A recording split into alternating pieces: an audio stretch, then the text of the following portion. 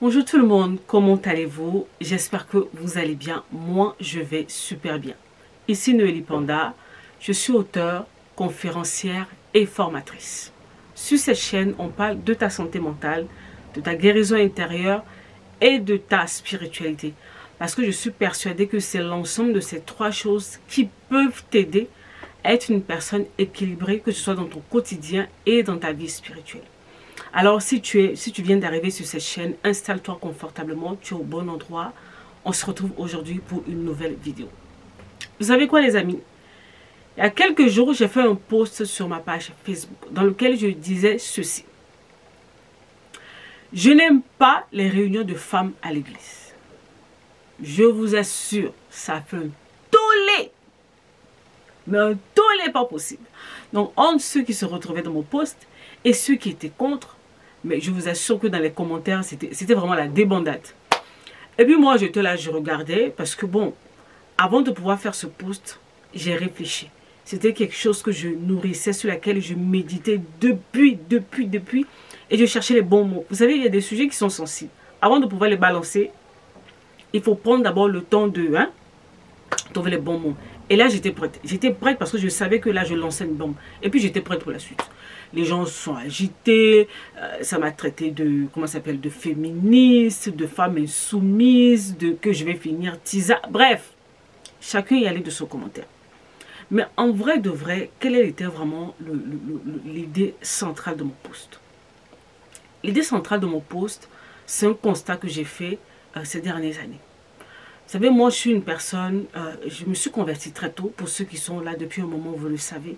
Cette année, ça fait 25 ans que je me suis convertie. Non, ça fait 20 ans. Je me suis convertie en 2005. Donc, ça fait 20 ans que je me suis convertie. Et pendant des années, j'ai été vraiment parmi ces personnes qui étaient malades émotionnellement et psychologiquement de l'église. J'ai beaucoup souffert. J'ai traîné beaucoup de détresse émotionnelle, en fait.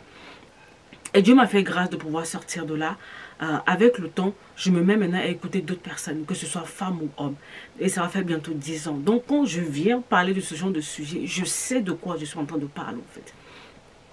Et ce que j'ai remarqué, c'est que, au fait, souvent, quand on va à la réunion des femmes, que ce soit la réunion de la femme, que ce soit la réunion de la jeune fille, ce qu'on voit souvent, pour commencer avec la femme, c'est souvent comment prendre soin de son mari. Comment prendre soin de ses enfants, comment prendre soin de sa maison, comment prendre soin de son apparence, ainsi de suite, ce genre de choses.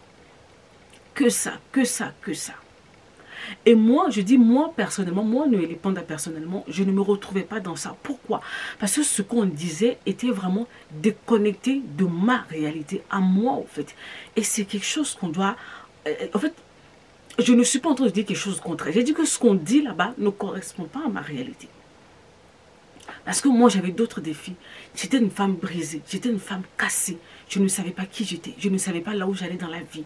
J'avais des problèmes avec mes émotions. En fait, j'étais perdue. Et dans tout ça, sachant que bon, c'est vrai que moi, je me suis mariée et j'étais vraiment brisée. Dans tout ça, tout ce qu'on me disait, c'est comment m'occuper de mon mari, m'occuper de mes enfants, m'occuper de ceci. Enfin, j'étais épuisée.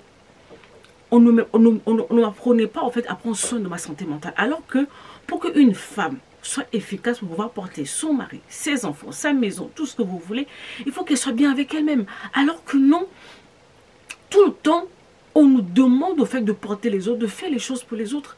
Mais il n'y a rien qui est tourné vers nous, en fait. Donc, c'était ça, en fait, mon interpellation. À quel moment on s'occupe de la femme en tant que personne, en tant qu'individu? En fait, en écoutant par moment, en fait... que ce soit les conférences de femmes, les réunions de femmes, les conventions de femmes, on a l'impression que nous, Dieu nous a envoyés sur cette terre pour nous occuper des hommes, s'occuper des enfants, faire ceci, faire cela. Ce n'est que ça, tout est tourné sur ça. Et moi, ça me dérange. En tant que femme, déjà, ça me dérange. En tant qu'enfant de Dieu, en tant que professionnel de la santé mentale, ça me dérange. Parce qu'en fait, je me dis, l'individu est où? Dieu ne nous a pas créés seulement pour nous occuper des autres.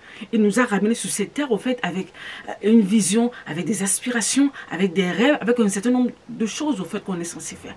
Et sans se rendre compte, ce piège qu'on avait, entre guillemets, dans le monde, on l'a ramené à l'église. Toujours charger la femme. La charge mentale de la femme est énorme, même dans l'église. En fait, c'est un problème, en fait. Quand on arrive dans un espace de femmes, on veut que vous nous parlez de nous. par moment, pas tout le temps, mais il y a des moments où on nous parle de nous, de nos traumas, de nos blessures, de tout ce qui est, voilà, de nos hormones, d'un certain nombre de défis liés à la femme, à nous-mêmes. Pas seulement comment être disponible, disposé pour les autres, en fait. On ne fait que ça. Et la femme est complètement perdue. La femme, elle ne sait pas qui elle est. Oui, vous allez leur apprendre les slogans. Je suis la tête et non la queue. Je suis une princesse. Elles sont brisées, elles sont cassées. Rien de tout ça, en fait, n'est vrai dans leur vie. Et si je le dis, c'est parce que moi-même, je suis passée par là et qu'au quotidien, je rencontre des femmes dans ce genre de situation. À quel moment on prend soin de la femme, en fait? Dieu a créé la femme pour un but, pour quelque chose. Dieu n'a pas créé la femme que pour l'homme. Oui, on est des aides pour les femmes qui sont mariées, on est des aides pour nos hommes, prendre soin de nos enfants, ainsi de suite. Mais nous-mêmes, en tant qu'individus, on est qui d'abord, en fait? En fait, c'est ça, moi, ma préoccupation. À quel moment on nous apprend à nous occuper de nous? Oui, on nous a dit, oui, fais ceci, fais cela, fais cela. Et nous, en tant que personne, en tant qu'individu, on est où dans l'équation, en fait?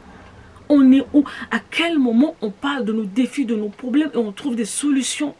On doit toujours être là pour les autres. Les autres, les autres. Après, les femmes sont fatiguées, elles sont épuisées, elles sont aigries, elles sont frustrées. Pourquoi? Parce qu'on ne s'occupe pas d'elles en tant que personne, en fait. Et c'est normal que ça fait une frustration. La femme, comme chaque être humain sur cette terre, en fait, a des besoins. Elle a des besoins émotionnels qui sont là. On ne remplit pas, on n'apprend pas les femmes, en fait, à remplir leur réservoir émotionnel. Tout le temps, la femme, occupe-toi de la maison, fais ceci, fais cela. Et puis je me dis même, cette histoire même des réunions, même des femmes, la réunion des hommes est où? La réunion des hommes est où, en fait? Maintenant, je vais aller encore plus loin. On va ramener même ça sur la jeune fille. Depuis qu'on est dans le groupe des jeunes filles, là, on parle aux jeunes filles. Quand on parle aux jeunes filles, c'est comme si le mariage, elles doivent se marier. Et c'est le but ultime qu'elles doivent franchir. Il n'y a pas de plan avant, il n'y a pas de plan après. Elles se marient après, c'est quoi? Elles ne savent pas qui elles sont. Elles ne savent pas là où elles vont dans la vie. Elles ne savent même pas pourquoi Dieu les a placées là, leur destinée. Il n'y a rien. Il faut se marier. Oui, mais après. Comme ça, on pousse les jeunes filles. Après, on a on présente ces couples goals au fait, à nos jeunes filles. Oui, machin, machin. Et elles rêvent de ça. Quand elles se rendent compte de la réalité, ça devient très compliqué. Parce que le mariage, c'est une réalité. Parce qu'on ne nous prépare pas, en fait. Parce que c'est comme si notre valeur est déterminée par le mariage. Par la capacité d'être la femme d'eux. Une fois, il y a une personne qui est venue, au fait, sur l'un de mes posts qui m'a dit, oui, au lieu de te pavaner ici à faire les stars, va t'occuper de ta maison. Je lui ai dit, vous savez, il y a des femmes qui aiment être madame d'eux, être la femme d'eux. Moi, je n'aspire pas à ça. Moi, indépendant, je n'aspire pas à ça. Si pour ça, on doit me tasser de féministe ou de femme indépendante, tout ce que vous voulez, j'accepte et mon cœur reste ouvert.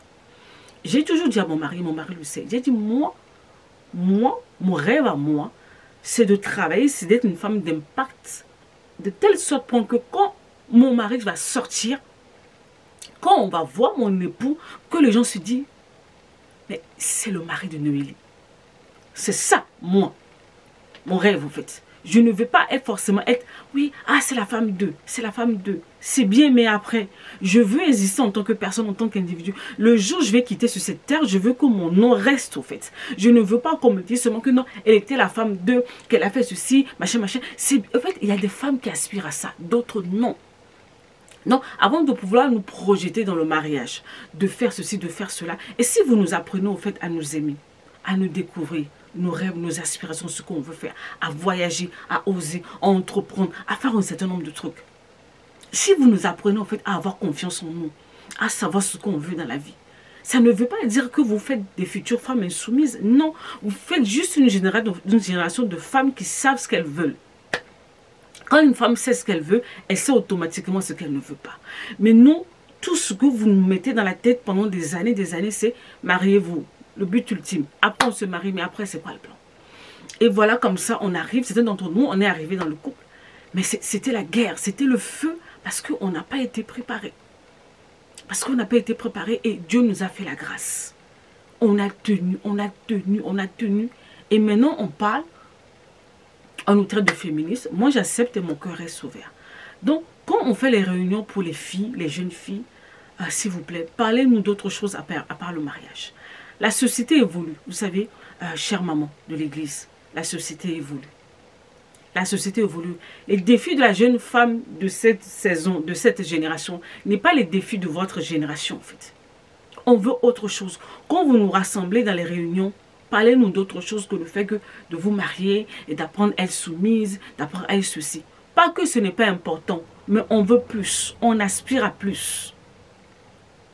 On aspire à plus, au fait. Et aux femmes, à nous les femmes mariées, quand vous nous retrouvez, oui, on va apprendre, oui, s'occuper du monsieur, s'occuper des enfants, s'occuper, c'est bien.